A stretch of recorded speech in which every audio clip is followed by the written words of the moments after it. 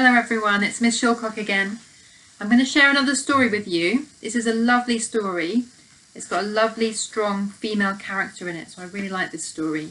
Can you guess what it might be? It is The Wild Girl by Chris Wormel, and here's the wild girl here. What do you notice about her? Let's see how it starts. It starts like this. This is the story of a little girl and a small brown dog who lived all alone in the wilderness. The little girl had no one to brush her hair or wash her face or tie her shoelaces, like you do. So her hair was a terrible mess and her face quite grubby. She had no shoelaces to tie because she had no shoes, but her feet had tough soles that were quite used to stepping on sharp stones, so she didn't need them.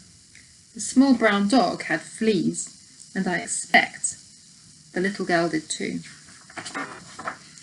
The little girl never went to school because, of course, there are no schools in the wilderness. She had to learn things for herself. The little brown dog learnt too. Here they are learning flint knapping, making a spear. There were no shops, so they couldn't buy food. They had to hunt for it. Sometimes they caught trout and cooked them over a fire of twigs. Sometimes they gathered berries and nuts. They even ate insects. They lived in a cave high up on the side of a mountain. From there they could look out and see far, far away, almost to the edge of the world. And in all the wide wilderness, the little girl never once saw the smoke of another fire curling up into the sky.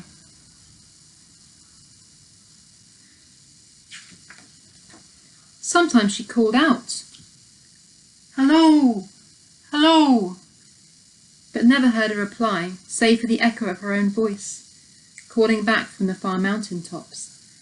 When the small brown dog barked, he was puzzled. There seemed to be lots of other dogs all around the mountains, but he could never see any of them. What do you think is happening? On warm summer nights, the little girl and the small brown dog slept out under the stars. Then in the autumn, they gathered bracken and made a big nest in the back of the cave. It was cosy and snug, and mostly it was warm, but in the coldest weather they often kept a fire burning through the night.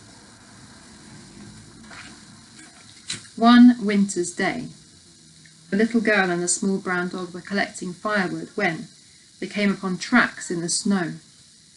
Big tracks. Their tracks. Tracks leading towards the cave.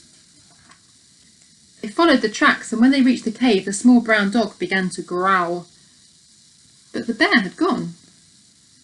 Inside they found the bracken nest was squashed flat. The small brown dog began to growl again. He could smell bear. They were certain the bear would come back. And it did. That night there was a blizzard. The wind howled and the snow began to pile up in drifts around the cave. And as the girl and the small brown dog watched the storm, they saw a great dark shape coming up the mountainside.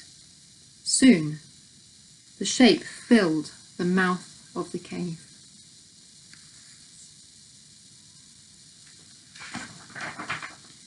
The bear would have come right in. But the little girl and the small brown dog barred the way. This was their cave. No one could take it from them. Not even a big bad bear. They would fight for it. The bear could easily have brushed them aside with a paw, but it didn't. It looked down at them with strange, sad eyes. Then it turned and left the cave. The small brown dog barked, and the little girl cried out in triumph and threw a snowball after the bad old bear as it disappeared into the stormy night. Then they heard a sound from the cave behind them, and creeping out from the darkest corner, behind the squashed bracken nest, came a tiny bear cub.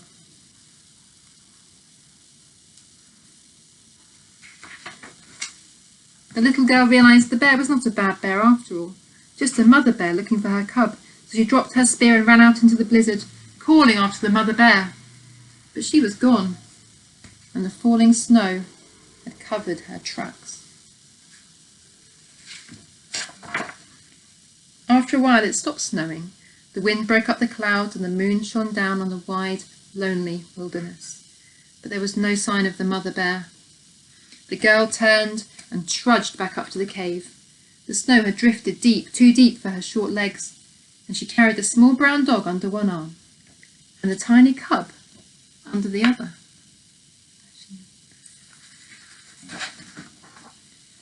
And who should they find sitting by the cave but